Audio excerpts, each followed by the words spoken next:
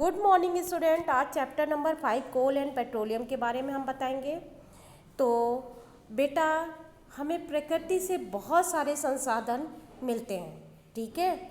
उन्हें क्या कहते हैं? नेचुरल रिसोर्सेज कहते हैं। जैसे एयर है, वाटर है, सनलाइट है, तो इसे कहते हैं नेचुरल रिसोर्सेज। इसी तरह हमें कोल और पेट्रोलियम भी मिलते हैं, तो इन्हें क्या कहते हैं? संसाधन कहते हैं। संसाधन दो तरीके के होते हैं, एक होता है inexhaustible natural resources, second one है exhaustible natural resources.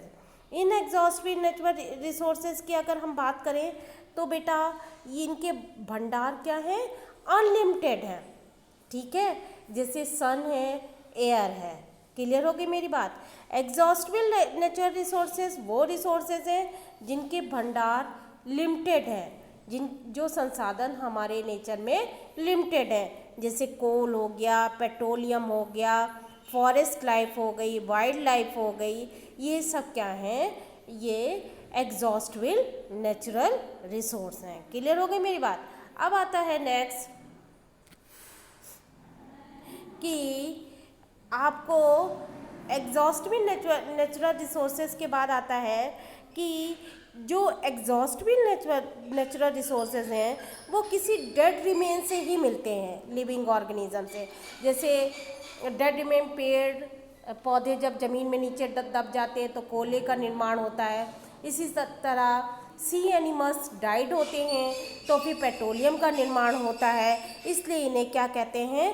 Fossil fuel भी कहते हैं। These were formed from the dead remain of plants or dead remains of living organism, so these are also known as fossil fuels. Clear हो गई मेरी बात? अब इसमें coal is one of the fuel use to cook food. Earlier it was use in railway engine to produce steam to run the engine. It is also use in thermal power plant, ठीक है, to produce electricity. तो कोल का use बहुत सारी industries में होता है।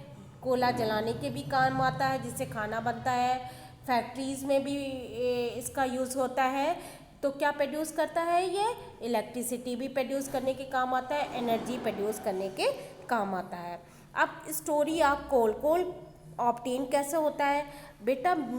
जो ये जंगलों में पेड़ पौधे होते हैं, ये क्या होते हैं? ज़मीन में नीचे हवा के प्रेशर से जब विंड चलती है, फ्लड आता है, तो ये जो होते हैं वो नीचे दबते चले जाते हैं गिर करके।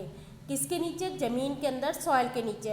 अंडर अब्सेंस ऑफ एयर और high temperature, under high temperature and high pressure they will convert into coal.